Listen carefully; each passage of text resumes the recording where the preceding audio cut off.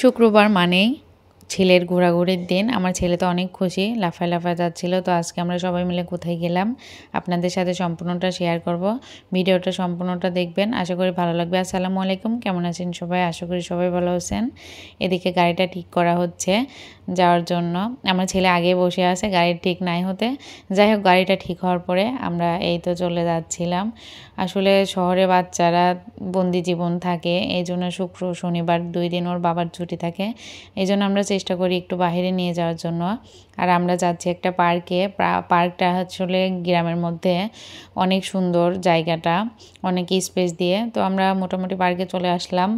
এই তো বেশি সময় লাগে না, হাজীগঞ্জ শহর থেকে মাত্র 5-7 মিনিটের মতো লাগে। আমরা পার্কে চলে এসেছি। পার্কটা অন্যান্য পার্কের থেকে অনেক, জায়গাটা অনেক বড়, কারণ হাজীগঞ্জে এর থেকে আর বড় পার্ক নাই। এজন্য এখানে আমার ছেলেকে মাঝে মধ্যে আমরা নিয়ে আসি, ওর ভালো লাগে।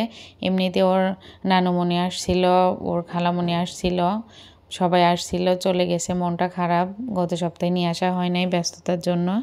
এই জন্য ওর বাবা আজকে নিয়ে আসলো। তো আমার ছেলে এখানে আসলে তো অনেক খুশি হয়ে যায়, কারণ আসলে শহরে বাচ্চারা থাকে বন্দি জীবন, ওদের ভালো লাগে না। গ্রামের বাচ্চারা যেরকম সুন্দর শৈশব পায়, শহরের বাচ্চারা কিন্তু সুন্দর শৈশবটা পায় না।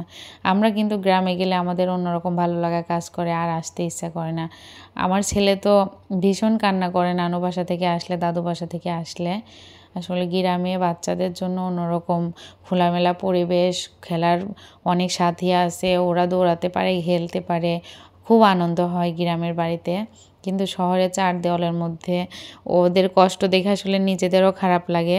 তো এই পার্কটা মোটামুটি অনেক সুন্দর, অনেক বাচ্চা, যেহেতু আজকে শুক্রবার তো এই জন্য আজকে একটু ভিড় বেশি হয়েছে, অন্যান্য দিন একটু ভিড় কম থাকে। আমার ছেলে কিন্তু এখানে এসে অনেক খুশি হয়, যার কারণে ওর বাবা প্রতি সপ্তাহে 1 দিন অন্তত এই পার্কে নিয়ে আসার চেষ্টা করে, শুক্রবার অথবা শনিবারে। তো আমার ছেলে এই ঘোড়াগুলা সবগুলো ওখান থেকে নিয়ে, আমি একটা চেয়ারে বসে আছি, ও ওখান থেকে নিয়ে নিয়ে এখানে আসতেছিল। তা ওর বাবা দেখে হাসতেছিল, আমিও দেখে হাসতেছিলাম, কারণ বাচ্চারা ওখানে খেলতেছিল, ও এইরকম করে সব ঘোড়া এইভাবে নিয়ে এসে রাখতেছিল। তো মাশাআল্লাহ এই পার্কে অনেক সুন্দর সুন্দর ফুল গাছও আছে। আমার তো ফুল অনেক ভালো লাগে। তো ব্যস্ততার কারণে আসলে আমি ফুল গাছ কিনতে পারতেছি না। আমার কিন্তু অনেক ফুল গাছ ছিল, আর মোটামুটি অনেকই আছে, আরও কেনার অনেক ইচ্ছা আছে, কিন্তু কিনতে পারতেছি না। আমার হাজব্যান্ড সময়ও পাচ্ছে না, আমাকে নিয়েও যাচ্ছে না, এই জন্য আর কি কেনা হচ্ছে না। তো এখানে অনেক রকম সবজি আসছে, মাশাআল্লাহ একটা বড়ই গাছ আছে, লেবু, বেগুন, টমেটো, মাশাআল্লাহ এত পরিমাণ টমেটো ধরছে, প্রত্যেকটা গাছে অনেক টমেটো। এখানে আম গাছ, পেঁপে গাছ, পালং শাক, লাল শাক, লাউ শাক, লাউ গাছ, মানে মাশাআল্লাহ মোটামুটি সব রকম সবজি, ফলের গাছ আছে। আমার খুব ভালো লাগে। আমরা সবসময় চেষ্টা করি এখানে আসলে যেটা ভালো সবজি সেটা নিয়ে যাওয়ার চেষ্টা করি।